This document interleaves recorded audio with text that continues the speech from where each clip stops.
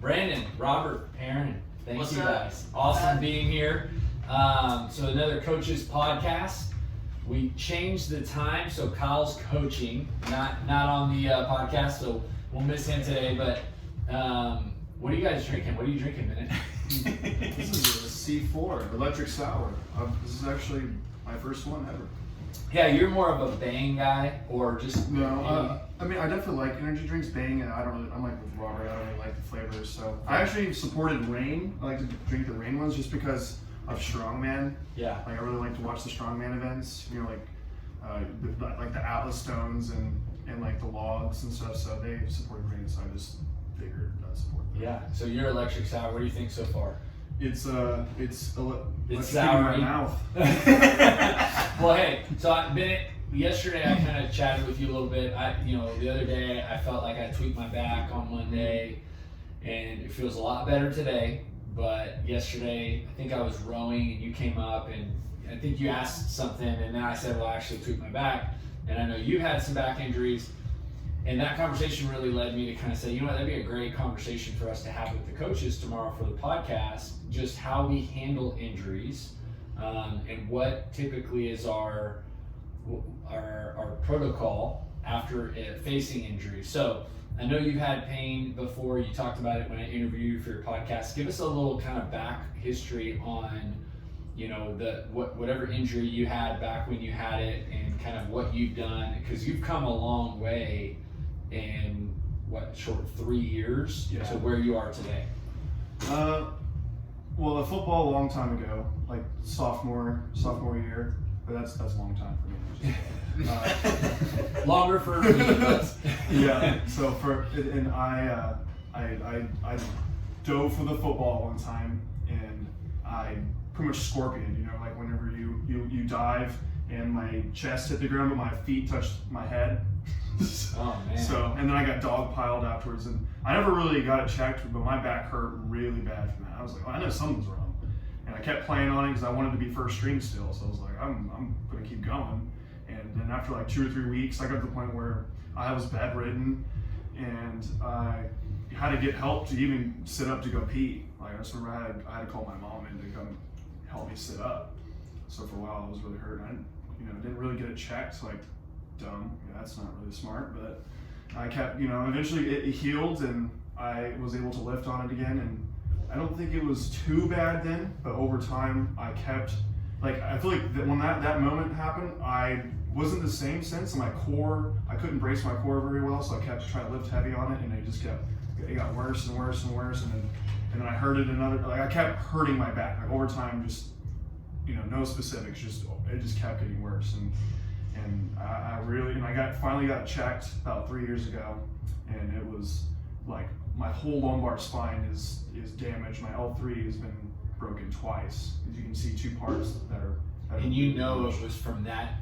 Oh yeah, I guess I could think of several things where I heard it. I was out for weeks, and I just didn't really know how to take care of myself. And when I finally got looked at, it was like, it almost makes you want to cry. Like when he talks to you about it, hey, you're not going to be doing anything for a long time, and you're like, ooh, So having that history, how do you approach injury today? Like if you have any type of pain that you feel, I'm assuming, let's just say in the last 6 months, what is your typical action plan? What is your thought process, protocol? Well, if things will start going wrong, just because wherever the site of the injury is, now the above, the spots above and below. So for example, for me, my lower back is damaged. So my upper back, my thoracic spine, and the muscles that surround the shoulder blades, and my glutes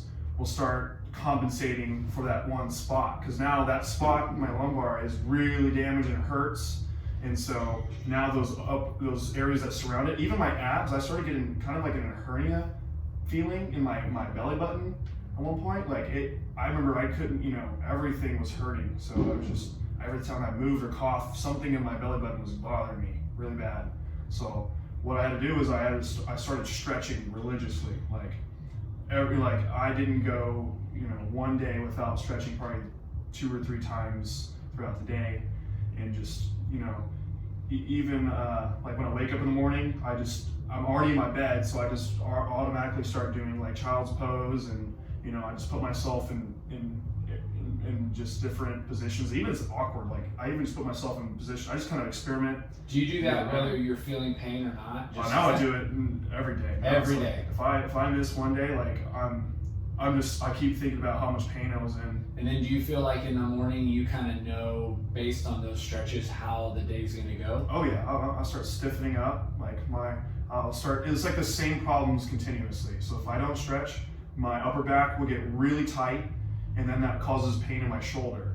So I know my right shoulder's been damaged before. I don't want to say it's torn, but I think it was torn.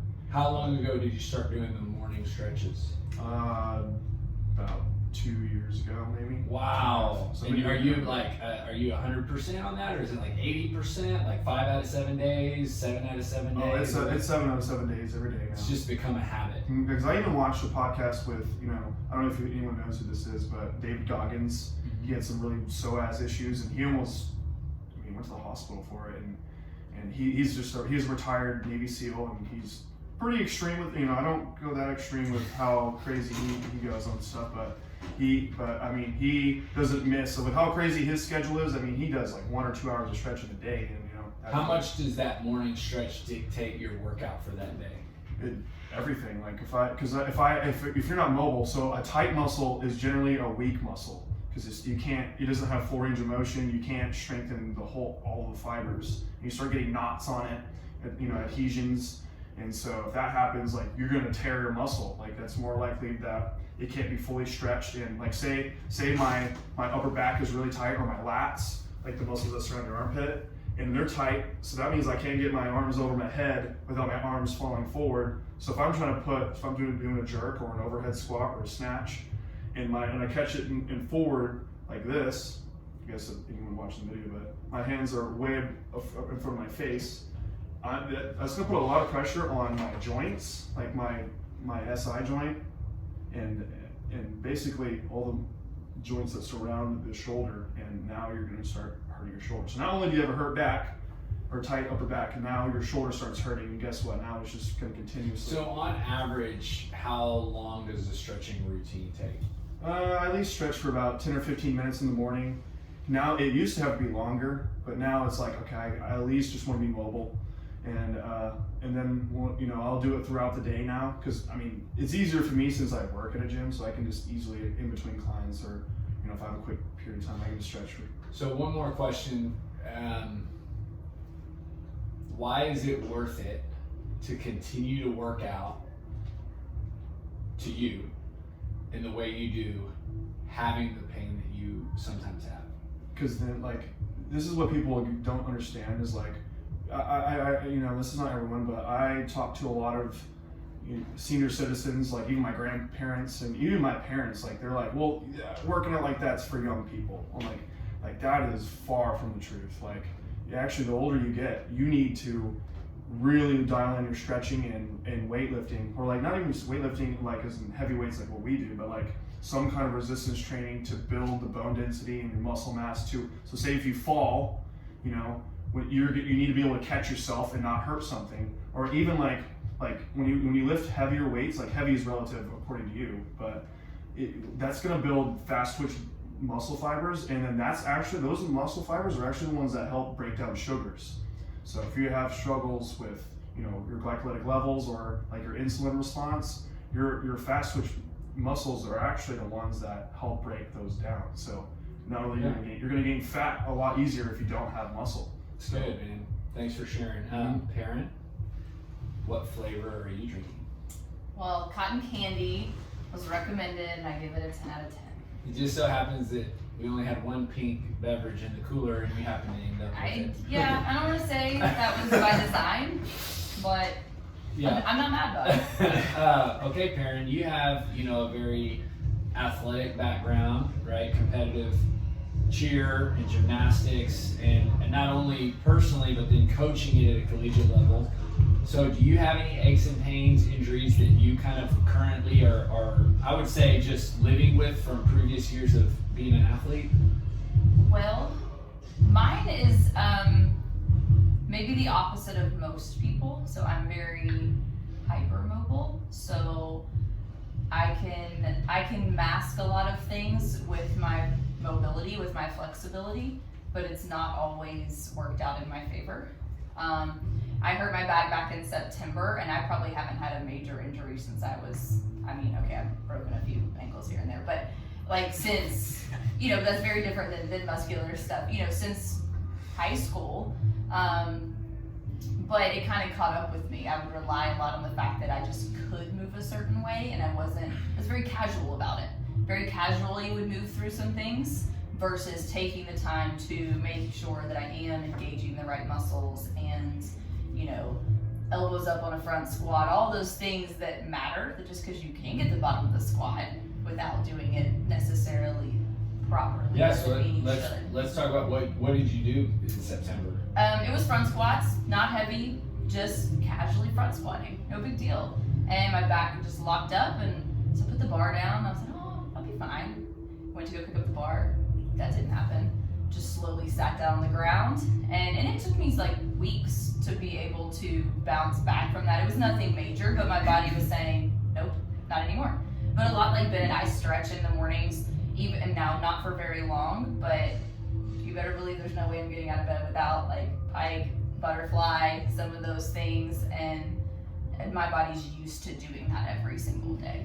So, wow. So what you just described, I think is, I don't want to say it's so common, like 1 out of 2 people, right? But it's probably a 1 out of 5, maybe 1 out of 7 people that, front squats, even snatches, cleans, deadlifts, a lot of these things. You said it wasn't very heavy, and your form was probably good, and it just so happened to give out. Yep. So what did you learn from that experience moving forward? Because you don't have that pain today. No.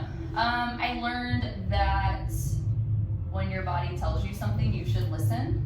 I'm incredibly stubborn, and that one is probably my personality. 2 goes back to the fact that I'm very competitive, and I know that I can do something, so I feel like I should. But that's not always true on every given day.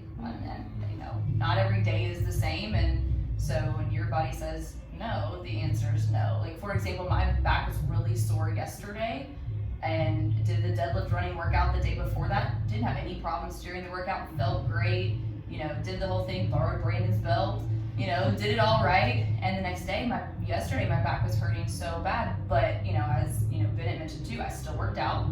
Now I changed the workout because my back was hurting. Today, I feel great. I don't hurt at all. So sitting down doing nothing was not the answer, but I did stretch, and I just did a lower impact workout to keep moving. Yeah, did you have any concern back in September for that, like, few days after a week, like, oh man, is this way more serious? Like, is this ever gonna get better? I mean, I was a little concerned when I needed help, like, putting on my shoes, because, I'm used to doing that myself. No, I knew it would get better. I know my body well enough to know that, like, it probably wasn't anything serious, but still getting it looked at, getting the advice, keep moving. I still came in here every single day, got on the bike, I hate that bike, but that's what I needed. I needed the bike. I needed to keep stretching, the glute bridges, the bird dogs, all the stuff that I didn't remotely want to do, but that was the solution to my problem. Yeah, I think, the reason I asked that is I think sometimes, and I know for me it's been that way of like, it kind of worries you, you definitely don't want it to ever happen again. It's and it can be alarming. It sounds like you kind of are very in tune with your body, so it probably was you I'll say psychologically handled it better than maybe somebody who is panicking and now like questioning, oh man, is this for it to make you panic is normal. Yeah. And I probably should have panicked a little bit more. If I had done that the first go round, may not have injured myself quite to the extent that I did.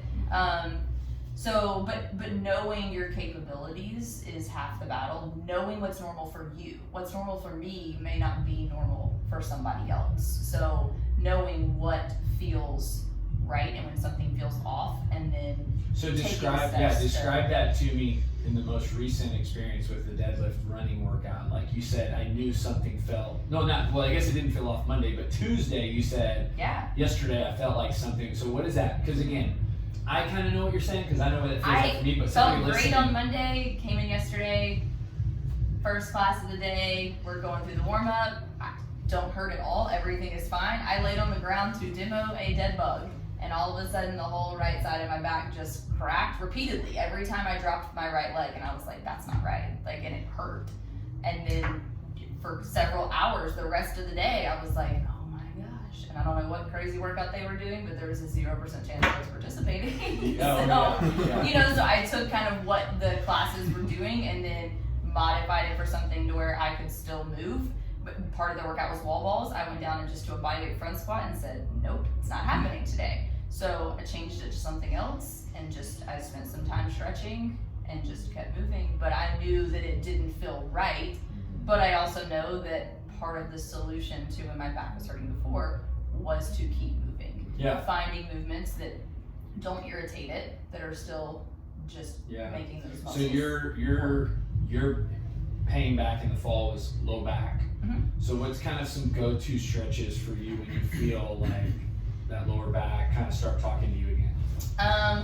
I mean, I go back to my old school body weight gymnastics stretches, like sitting in the straddle on the floor, sitting in the pike, anything where like even I'm rolling on my back and pulling my knees up, anything where it feels relief is an okay thing. I always end up with those injuries where ice seems to be the solution. I always want heat. It's way better than having to ice something. Yeah. But like a heating pad. yeah, but finding something that works for you. But I kind of stretch my hamstrings a little bit obsessively because they feel like they get tight very easily for me, and my tight hamstrings may be different than someone else's, but I'll start to feel that creep up towards my lower back. So Awesome. even just the leg swings, just the movement. Yeah, just getting some movement. Well, let's transition to Brandon. Brandon, I don't know, are you currently feeling any pain? I heard something about a shoulder maybe.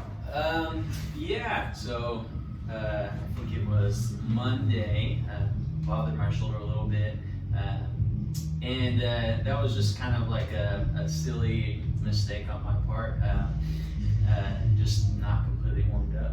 So, we did basically a mile run right before this workout, and my body was warm, but my shoulders weren't warm, and so I probably should just take a little bit more time to just kind of get the body prepped. What are you feeling? So basically, I was doing a jerk, and as soon as it got overhead and I went to recover from the position, I could just feel like this, I want to call it like a tearing sensation, but it's like a sharp tearing sensation in the right shoulder.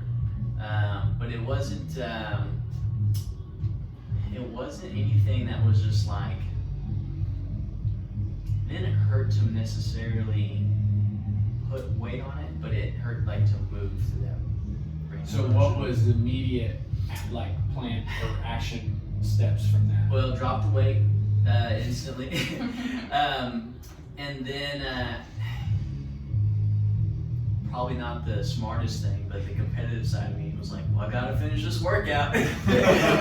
So finished the workout, and once I got through, I was like, okay, I know my adrenaline's up.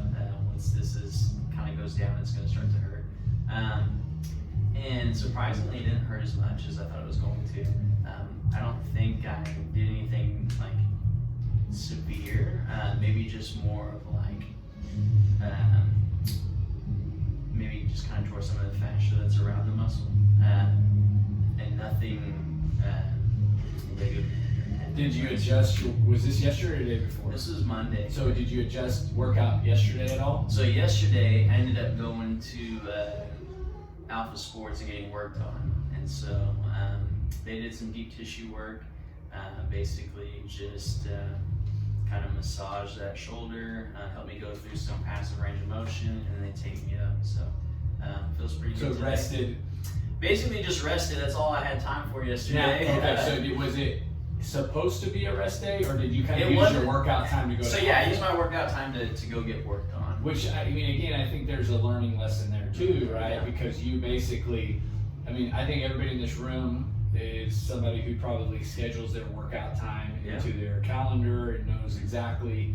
And so, if that's a designated workout time, typically you would have worked out, but because Yeah. you were in pain, you probably scheduled it. Yeah, and so that's one thing that I'll always try to do is like, even if I'm injured and it's supposed to be a workout time, I'll try to find something that I can do to better my fitness, whether it's coming in and just like riding the bike and doing something that's like an active recovery, or just coming in and working on mobility. Just something to like further my fitness. It doesn't always have to be this like super intense workout. Yeah, so if you're a regular, like if a member's a regular 5 a.m.er and they're in pain from their back or their shoulder, Yeah. you'd still come into class and maybe just better your fitness by stretching, by getting on a bike, Absolutely. modifying the workout. Absolutely. And so like, actually at the beginning of this year, I started having a little bit of hip pain. We're doing a lot of volume in our squats. And so do a lot of squatting, and then I also play a lot of soccer. So there's just a lot of stress that's kind of put on the joints. So I hadn't squat for probably like 6 weeks. Well, in the quarterfinals of the Open, they had a 4-rep max front squat. And I actually hit a PR, and I hadn't been squatting for like the past 6 weeks. And in that 6 weeks though, I was still working on my position, my mobility, my balance, the stability in my hips. And I think just doing that helped me progress in my fitness. And I wasn't doing necessarily a hard and intense workout. I was just like rehabbing, and at the same time like getting stronger, because it showed there my 4-rep max front squat. And then I also PR'd my clean in a competition a week later, and I hadn't even been squatting. And so I think you can always further your fitness, through different facets of exercise, or we'll call it like stretching and mobility, and it doesn't have to be just this hard, intense workout. So you can always progress even if you are injured. How often are you in a calendar year, so 12 months, experiencing similar to what you're saying, your shoulder happened or your hip happened a little while back? Like, how often are little things like that happening? Probably more often than I want it to be. If I'm honest, like, and it's usually just like if I'm being lazy, and all it does is remind me like that I need to just be on top of those things. So Lazy in what way? like, like with Monday's workout, like we did a run, and then we came back, and then instead of going through like the crossover symmetry for my shoulders and maybe doing a little bit of mobility, whether it be go wad or just like my own mobility practices, it was like, okay, I'm just gonna grab a barbell and then do like a few shoulder overhead presses and a few jerks. Okay, now I'm warm for the workout. And it's just like those simple mistakes that I should know about. Sometimes you just, it'll catch up with you. Yeah, and I think too, there's something to say about like anytime you do things at a high level, and when I say high level, it doesn't mean you have to be a professional athlete, but when you you play golf at a high level, right? Even if it's recreationally, but you play golf at a high level, the probability of having aches and pains is higher the more frequency on the golf course. I mean, it's a completely different sport. Yeah. But let's be honest, a golf game, you're twisting at Oh, hyper yeah. velocity Absolutely. multiple times in a day that could potentially tweak something. So you could say the same for gymnastics. You could say the same for soccer. Yeah. The probability of spraining an ankle or Yeah. hurting your knee. I mean, the more reps you put in, and right now, I mean, fitness is technically your sport. And that's why I asked the question. And so it sounds to me like you believe those things to be preventable. Yeah, I mean, I think everybody will experience an injury at some point in time. I think we're always trying to get a little bit better, and you don't want to just push yourself to the point of injury. You want to be smart about it. You want to do things that are that you know you're capable of doing. But I think it's really easy to just slip up. And like with my jerk, I don't even think it was necessarily, a bad position thing. Sometimes it's just like an overuse injury.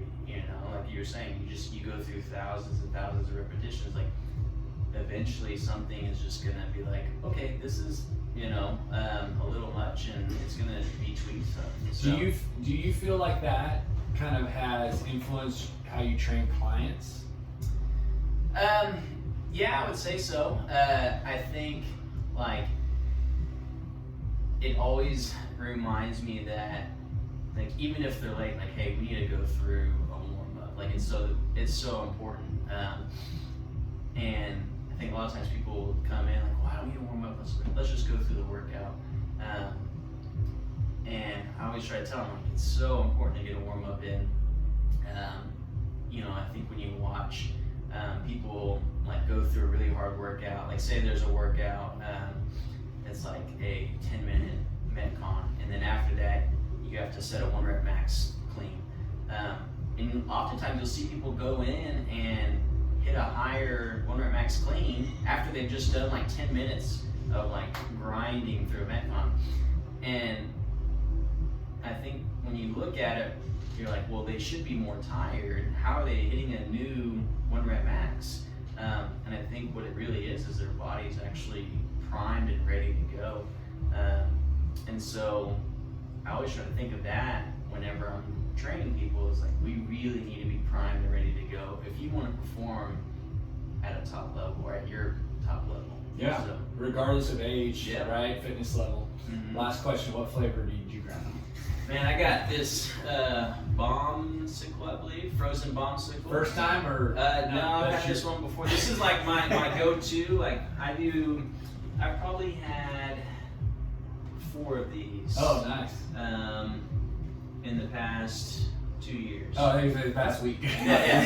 In the past 2 years. Awesome. I had 2 of them last week actually. Oh, wow. And then this one today. So Very yeah, nice. no, it's a good one. Awesome. Okay, Robert, man, we'll kind of close it out with you, but give me a little bit of insight into. I know you got an Achilles injury a couple years ago. Oh man. Let's say that. What is the most recent ache, pain that you've had? Oh, one of my most recent ones, but I would have to say is my knee, my right knee actually. Oh, was that during the open or right after?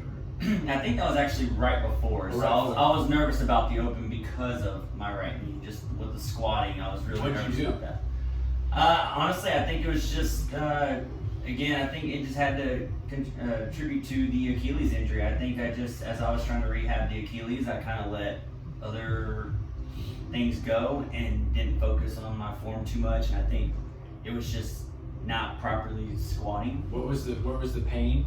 Oh, it was just right in front of the knee. So as I was going down into that squat and holding the bottom of the squat, I'd start feeling the sharpness behind the patella.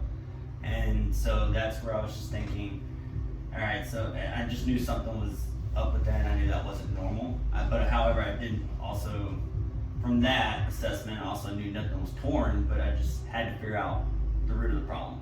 And then so when you started feeling the pain the very first time, it sounds like it wasn't enough to make you stop, Right. but it just kind of more so dinged at you. Mm-hmm. And then what did you do after that? So I started, I don't know how many people actually follow Squat University, but anyone who follows them, whether on podcast, Instagram, or anything, they have a lot of mobility things for especially knee injuries. And so I just took some of their mobility ideas and started doing some like plate squats or plate pistol squats and just trying to build the muscles around the knee and getting my knee stronger, learning how to push the knee out a little bit as I'm going into a squat. Did some mobility with the band, some VMO squats, and so I just did that pretty much on a daily basis right before we worked out. Could you see improvement? Oh, absolutely, and I think once the open came around, I noticed the knee pain went away, and I think it just reminded me that even though I have an injury, that doesn't mean I need to let up on other things. I still need to keep everything working all together as one. Since our body's just one solid machine, everything needs to work together.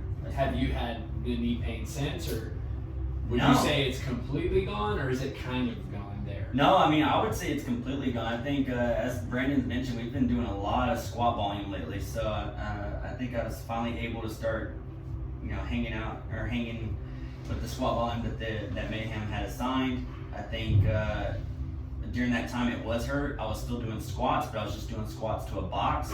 So I didn't have to necessarily get down that low, but I was still trying to work on the movement itself. Have you had any other injuries or pains that come and go kind of like that? Because it sounds like that's kind of more like a 2 month, Yeah. 2.5 month.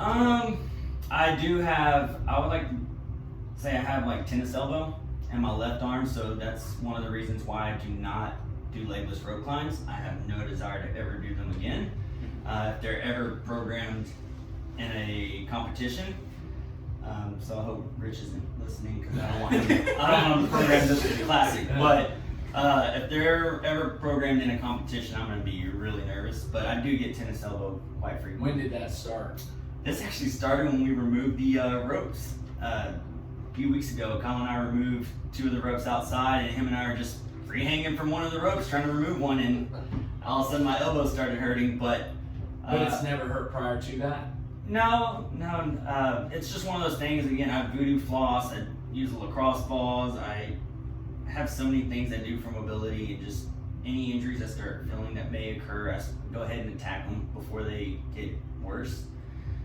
So prior to that, I used to get them, and then I just, like I said, did mobility, and then elbow got better, and I never did anything for that again until recently. And then do you feel it in any other movement other than legless rope climbs? I'll feel it during power cleans, anything that has to do with the barbell cycling, usually hang power cleans or push jerks, anything that just involves the extension of the elbow and putting a lot of strain on the elbow itself. That's where I'll feel it. So snatches usually not so much, but power cleans.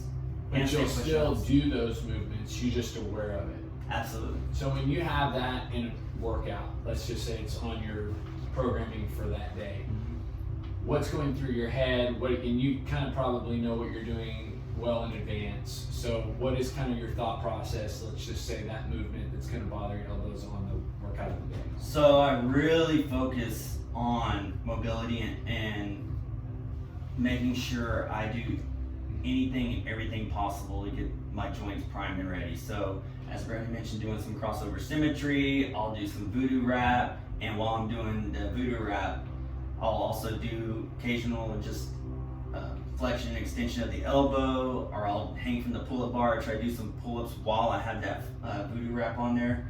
And so while I'm cutting off that circulation, I'm still moving the joint, trying to get it primed and ready. And so I really make sure, especially for my shoulders, just because I've had a torn labrum before, I really focus on making sure the upper body is going to be primed and ready. Let's go back to that Achilles a couple years ago. I mean, that was soccer, right? No, that was basketball. Oh, basketball. Okay, yeah. So that was I would call that, based on the 2 injuries you described, knee and elbow, this is a lot more of a serious injury that kind of took you out. I mean, you had surgery, right? Yeah. And so you play basketball, you have surgery, and describe to me really like the recovery process and timeline. Oh man, so first of all, I'll say the Achilles injury was probably the most emotional injury. I think when it happened, I just remember feeling really emotional. I think I called Brandon. I knew he was training, but I was like, Brandon, I need help getting to the hospital because I think I ruptured my Achilles. And I remember talking to him, and I was trying everything in my power to not cry, because if anyone knows me, they know how competitive I am, they know how active I am. And so it was just one of those things to be completely active, and then all of a sudden everything's put to a complete halt. The recovery itself was just insane. Sleeping or trying to go to bed at night was not happening. You had to get comfortable, you had to sleep with the foot elevated, you had just so many things going on at night. It was very frustrating. So when you say it sounds like psychologically, it was physically obviously challenging, but psychologically equally or more so? I'd say more so. 3 weeks non-weight bearing, had to crutch around everywhere. It was just. And what is the kind of, when you say it was really tough on that area of yourself, like, are you discouraged? Are you depressed? Are you, like, what are all the emotions that are going through you? I think the emotions were so just not really depressed, but it was just very discouraging. You know, just being able to do stuff on your own. I mean, when Perry mentioned, tying her shoe when she hurt her back, like for me, it took so much effort just to get into a bathtub. Like it was a lot of the things that I do, your normal everyday activities, were just completely gone and shut out just from an Achilles tear. So it was rough, just physically. Yeah. Just having to do everything, just one solid leg working, and then just. And I think the worst part though was when I suffered a superficial blood clot in my left leg. So one of the veins ended up clotting up just from not being used, and that was probably the worst pain ever, even more so than the actual Achilles tear. So. How long was it before you actually got to do movement with that leg? I think honestly my recovery was a lot sooner than what they expected. I left PT or physical therapy after about 5 months of physical therapy, which was pretty solid. I think they were expecting 6 to 7 months, but I think at 5 months, and even prior to that, I was already working out. So I was sitting on a bench, I was using the skier, arms only, or I'd get on the assault bike at Nutribullet, use arms only on the bike.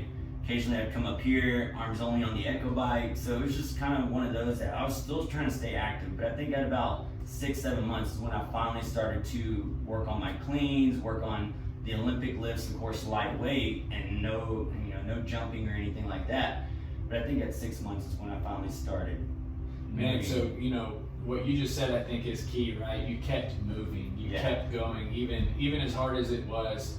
And part of me feels like if you didn't, it'd been worse, right? Like you would have felt so much more discouraged. So are you now? I guess it's been two and a half years, almost. About 2 Or months. no, 2 years. No, February, or it was when it. I tore it on February 28th. Yeah. And then got surgery on May 4th. Okay, so you're a little over 2 years. Do you still feel anything there? Like, are you aware of it? So for a lot of the members, they do hear me refer to my calf as baby calf. I think it's actually gotten bigger, so I think it's now at a junior level, high school level calf. But other than that, I mean, occasionally when I work long days up here at the gym, I'm coaching. Occasionally, the bottom of my foot does get a little numb. I think that may contribute to either the nerve blocker or still some of the nerves maybe working themselves out. Because again, this was a year-long injury as far as just making sure the Achilles was just 100%. But every now and then I still get a little numbness in my foot. Any particular movements worry you ever, or things that maybe you're just kind of more so like, hey, this box jumps, I don't know, anything like that? 30-inch box jumps give me the most anxiety I think I've ever had in a long time. I think even a few weeks ago we did 40-inch box jumps, and I was like, nope, not happening. It just wasn't gonna happen. I'm not jumping 40 inches anytime soon. Yeah. So. Well, that's awesome, guys. Appreciate y'all sharing. Great info here. I think members will take a lot away from it. So thank you. What else for the team will you Oh wait, have? let's look at Robert. C4 Smart Energy Freedom Ice. You're probably the most seasoned C4. Yes, if you're looking for a good, clean energy drink, I would definitely recommend C4, not Bang or Reign. Sorry, Bennett. And you don't even work there anymore. So. I don't work there, but clean energy, go with C4. All right.